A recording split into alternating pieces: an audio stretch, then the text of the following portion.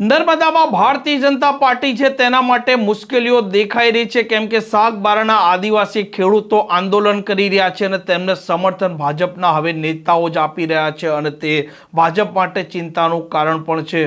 વૈષ્ણવજન તો તેને કહીએ જે પીડ પરાઈ જાનાને રે. નમસ્કાર, આપ જોઈ રહ્યા છો નવજીવન ન્યૂઝ અને હું છું આપણી સાથે તોફિક ગાંચી. નર્મદાના સાગબારાના આદિવાસી ખેડૂતો અનેક દિવસથી આંદોલન કરી રહ્યા છે, કેમ કે તેમનો દાવો છે કે વર્ષોથી તે વન વિભાગની જમીન પર ખેતી કરતા હતા. જો કે થોડાક સમયથી વન વિભાગ તેમને રોકી રહ્યું છે, જ્યારે બાજુમાં ઉમરપાડા છે ત્યાં વન વિભાગ આદિવાસી ખેડૂતોને ખેતી કરતા નથી રોકતું અને આ બેવડા વલણ છે તેના સામે આ સાગબારાના આદિવાસી ખેડૂતો છે તેમની નારાજગી છે તે આંદોલન કરી રહ્યા છે. તેનો આજે 7મો દિવસ છે અને આ મામલે સાંસદ મનસુખ વસાવાએ પણ અવાજ ઉઠાવ્યો છે. નાંદોદના ધારાસભ્ય દર્શના દેશમુખે પણ અવાજ ઉઠાવ્યો છે અને ભાજપના નેતા પણ આ મામલે મેદાને છે. આમ આદમી પાર્ટીના નેતા પણ છે અને કોંગ્રેસના નેતા પણ છે. જો ભાઈ આ અનંત પટેલનું આખું સ્ટેટમેન્ટ એ પોલિટિકલી સ્ટેટમેન્ટ છે.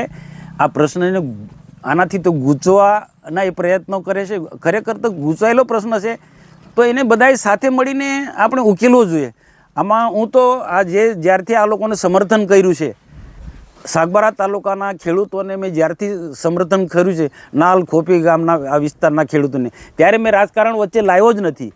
એ અનંત પટેલ હોય કે તુષારભાઈને મારી નમ્ર વિનંતી છે કે મારી સરકાર હોવા છતાં પણ આ આદિવાસી ખેડૂતોના હું પડખે છું. અને આ પૂરતો જ નથી દાખલો, મારા બીજા પણ ભૂતકાળના દાખલા જોજો કે રિઝર્વ ફોરેસ્ટ સેન્ચ્યુરીના રોડ રસ્તા નહોતા બનતા તે વખતે પણ મેં ગુજરાત સરકારની સામે ભાજપની સરકાર ત્યારે મેં ધરણા કર્યા હતા કણજી વાંદરીમાં, ને ઇકો સેન્સિટિવ ઝોનમાં મેં સંસદ સભ્ય તરીકે રાજીનામું આપી દીધું હતું. આ અનંત પટેલ સમજી લે ભાઈ, ઇકો સેન્સિટિવ ઝોનના મુદ્દે મેં સંસદ સભ્યમાંથી રાજીનામું આપી દીધું. સંસદ સભ્ય મારા માટે ગૌણ છે. મારી સરકાર હોવા છતાં પણ સાગબારા તાલુકાના ખેડૂતોના હું પડખે છું અને જેટલી પણ મારી ક્ષમતા છે, મારી સમજ શક્તિ છે, એ રીતના સરકારને હું અપીલ કરવાનું છે. અને અનંત પટેલ રાજીનામે આપવાથી પ્રશ્ન સોલ્વ થઈ જવાનો હોય તો ચાલો હું રાજીનામું આપી દઉં. આ જો સાગબારા તાલુકાના ખેડૂતોનો પ્રશ્ન હું રાજીનામું આપી દઉં અને પ્રશ્ન સોલ્વ થઈ જવાનો હોય તો તે મારી રાજીનામું આપવાની તૈયારી છું. પણ આ અનંત પટેલ કે તુષાર ચૌધરીનું આખું સ્ટેટમેન્ટ રાજકીય છે, પોલિટિકલી છે. હું તો આમ આદમી પાર્ટી હોય કે કોંગ્રેસ હોય કે ભાજપ હોય, બધા જ નેતાઓએ, આદિવાસી નેતાઓએ આવા ગંભીર પ્રકારના કેસની અંદર સાગબારા તાલુકાના ખેડૂતો હોય કે પછી બીજા કોઈ પણ જંગલની જમીન ખેડનારા ખેડૂતોને એને પડખે આપવું જોઈએ. આ જે પેન્ડિંગ દાવા છે 8-9 હજાર છે, એમાં 2 થી 3 મળવાના છે, બધા નથી મળવાના. તો એ બધા ભેગા થઈને આપણે આદિવાસી નેતા ભેગા થઈને એના માટે ચર્ચા કરો ને, એના માટે ચર્ચા કરો. આ નાલ ખોપી સાગબારા તાલુકાના જેવો જ ગંભીર પ્રકારનો આવનારા દિવસોની અંદર જે પેન્ડિંગ દાવાવાળાનો થવાનો છે.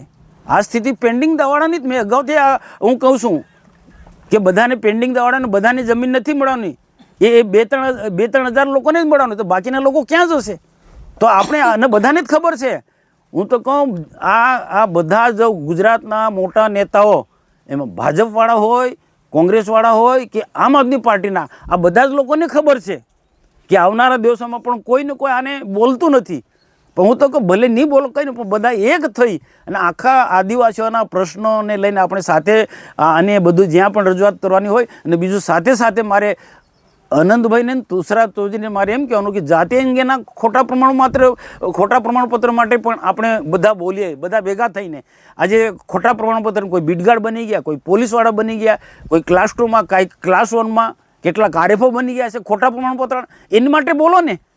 આદિવાસી એના માટે બધાએ ભેગા થવું છે.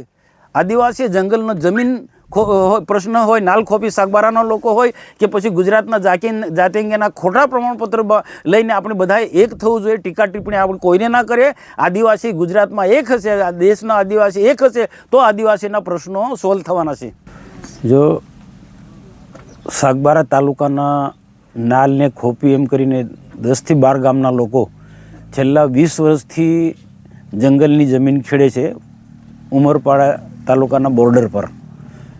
એ જે વર્ષો પહેલાં 2013 પહેલાં એ રાજપીપળા પશ્ચિમ ડિવિઝનમાં હતી, એ જમીન સાગબારાના ખેડૂતો ખેડે છે અને જે મોટાભાગના એમાં ઉકાઈ ડેમના અસરગ્રસ્તો છે.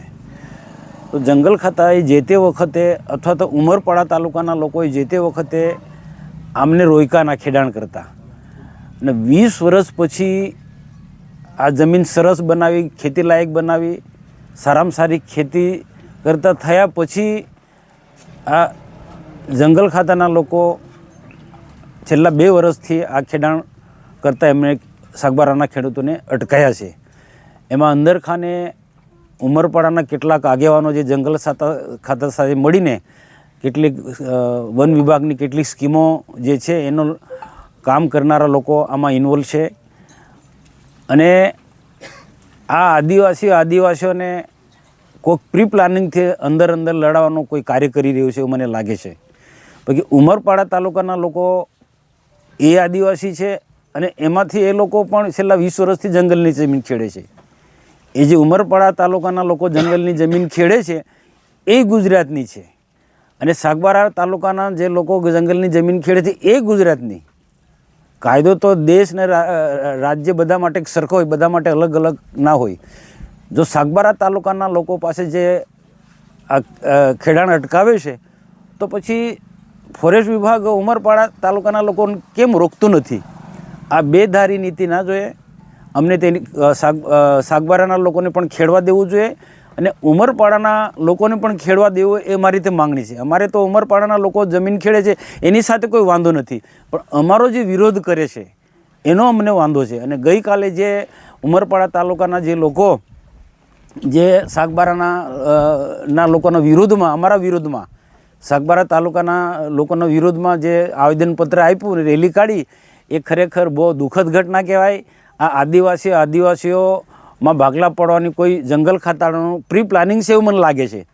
અને એ જે રેલીમાં મોટાભાગના જે લોકો ગયા એમાં પણ જંગલ ખાતાના બીટગાર્ડથી માંડીને, વન સમિતિના માંડીને, આરએફઓથી માંડીને બધા જ લોકોએ બહુ પ્રયત્ન કર્યા. એટલે આ રેલી નું મોટું સ્વરૂપ ધારણ કર્યું.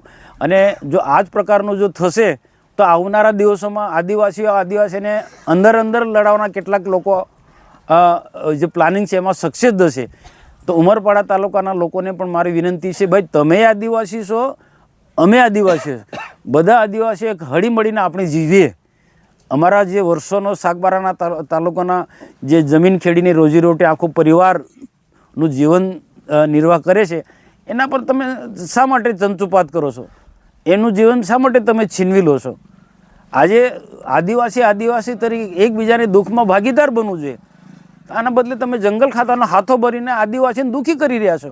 આમાંથી કુદરત પણ રાજી ના રહે, દેમોંગરા માતા પણ તમારાથી રાજી ના રહે, ભાતુજી મહારાજ પણ તમારાથી રાજી ના રહે.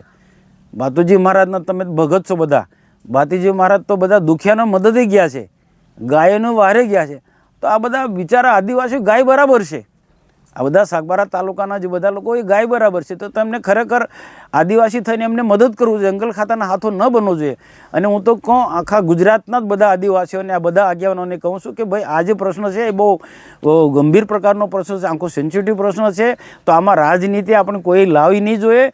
અને જે સાગબારાના નાલ ખોપીને એને 10-12 ગામના લોકો જે વર્ષોથી 20 વર્ષ પહેલાંથી જંગલની જમીન ખેડે છે, તો એમને બધાએ જ ભેગા થઈને, એક આદિવાસી તરીકે બધાએ ભેગા થઈને એને સમર્થન કરવું જોઈએ. ટીકા ટિપ્પણીમાં પડ્યા કરતાં, રાજનીતિ કરવા કરતાં આને આદિવાસીઓનો આખો પ્રશ્ન જો ગૂંચવાયેલો છે અને જંગલ ખાતાના લોકો આદિવાસીઓને અંદર લડાવે છે.